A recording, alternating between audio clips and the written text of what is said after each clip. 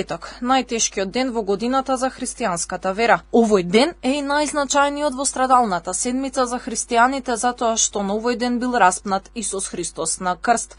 Во православните цркви на Велики петок не се служат литургии, туку царски часови со читање делови од Евангелијата поврзани со настаните на деновите на страдањето. Утринава во црквата Света Петка во Скопје богослужеше господин Стефан, пошто како што налагаат традициите и црковните правила во храмот беше изнесена светата плаштеница, која го символизира Христовиот гроб. Обичајот е граѓаните да се поклонат па да поминат под неа. Има еден убав обичај да луѓето масовно поминуваат под гробот Христов, нели? И навистина поминувајки под гробот, масовно да ја почувствуваме таа тајна како го оставаме стариот човек, човекот на гревот, човекот на промашувањето зад себе и излегуваме од гробот како нови, обновени луѓе, не само поздрави и повесели, туку и навистина подобри луѓе. За Велики петок се предвидува строг пост со вода, а многу верници на овој ден ниту јадат, ниту пијат до зајди сонце. Покрај постот на денот на христијанската жалост не се работи. Граѓаните кои постеле за време на Великденскиот пост се подготвуваат за да ја примат светата причест.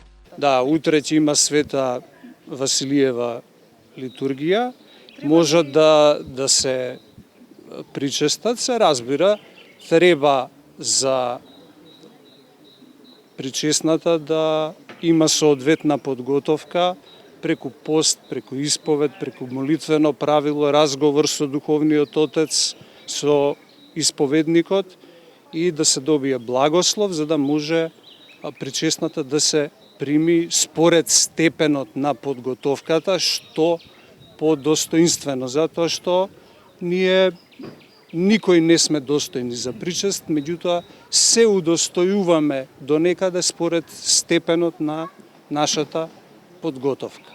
Верниците велат дека ова е голем празник. Се подготвуваат за во недела да ја прослават срекната вест, Христовото воскресение. Распнувањето на Исус Христос. Голем празник, тежок. Како се подготвувате за во недела за празнувањето на Велико? Свечено, посвечено од обичните денови, многу по свечено така. За сите христијани е голем празник. Се подготвувам колку можам. Со блиските ќе ме викнат на ручек и така.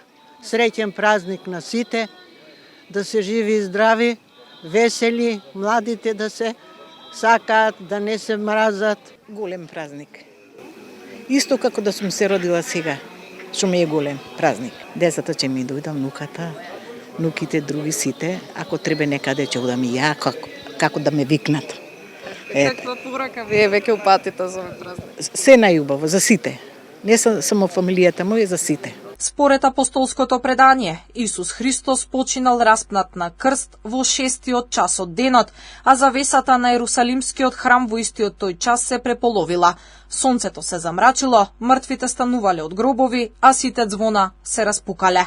Од тогаш, на Велики петок, бијат дрвени клепала, а камбаните не ѕвонат се до недела кога првпат се огласува радоста на Христовото воскресение.